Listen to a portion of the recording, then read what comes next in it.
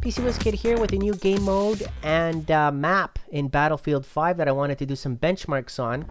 The Ring of Fire, FireStorm, basically is one of those games that is very popular today. You've seen it in Fortnite and other games as well, and Battlefield 5 has incorporated it also. I'm going to show it to you here on my Windows 10 Ryzen 7 1800X running at 4 GHz on all cores, overclocked, with an NVIDIA RTX 2060, which is optimized with the NVIDIA recommended ultra high settings on Battlefield 5, so that we can play this new game mode and show it to you. So DirectX 12 enabled, yes, of course. We've got the default settings, again, optimized as per NVIDIA.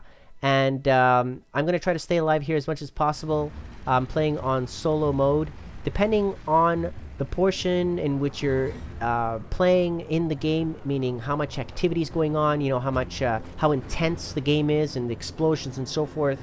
I've noticed that with these optimized settings, running it at 2K resolution, okay, not 4K and not 1080p, but 2K, I'm getting basically around 75 to 90 frames per second. Some screens, sometimes I'm getting over 100 easily, and that's on ultra.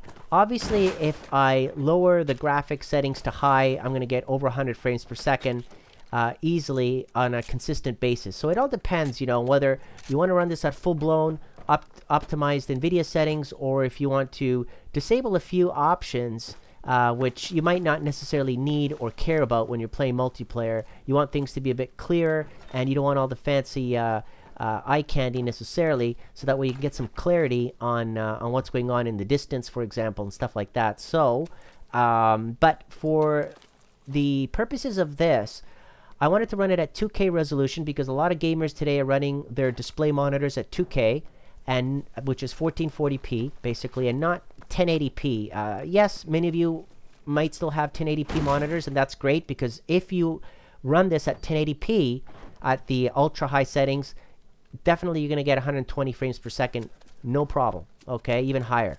So you know, you don't really need to get an RTX 2070 or an RTX 2080 and spend enormous amounts of money here to really enjoy playing this game. I just wanted to prove that point.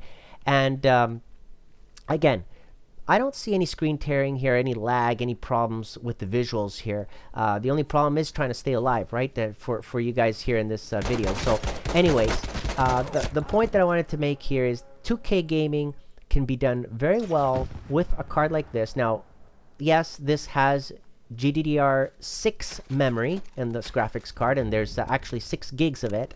So that's obviously going to help. Fast RAM on the graphics card, and enough of it is going to give a better experience when it comes to running it at 2K resolution, and that's going to help. Obviously, 4K, you know, graphics cards need at least 8 gigs of memory, right, instead of 6.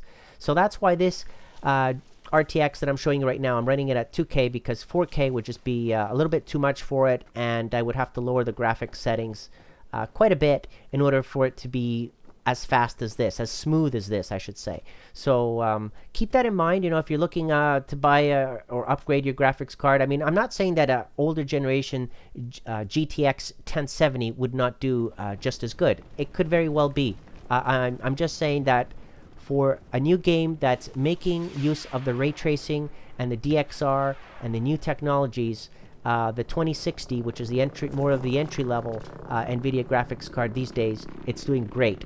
Unfortunately, you know, if you get the GTX 1660 Ti, you know, you're not going to get the benefits of the RTX, but at least, you know, you can see what you're getting here with this card. And I definitely love to play Battlefield 5, and I thought I'd show you this brand new mode, gaming mode, that they've added, and how fast it's performing with all the stuff that's going on. So comment below, let me know what you think. Maybe you're already playing Battlefield 5 on an older generation, or even a better graphics card than the 2060, and you're getting even better results.